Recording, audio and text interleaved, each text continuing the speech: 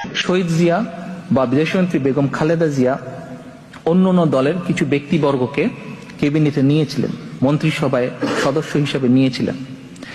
তাদের কারো বিরুদ্ধে শেখ মুজিবের সময় বা শেখ হাসিনার অন্য শাসনামলেও তাদের কারো বিরুদ্ধে শেখ মুজিবের সময় অফিসিয়ালি রাজাকারের আইনে বিচার হয়নি, তারা জেলও খাটেনি, কোনো কিছু হয় নাই।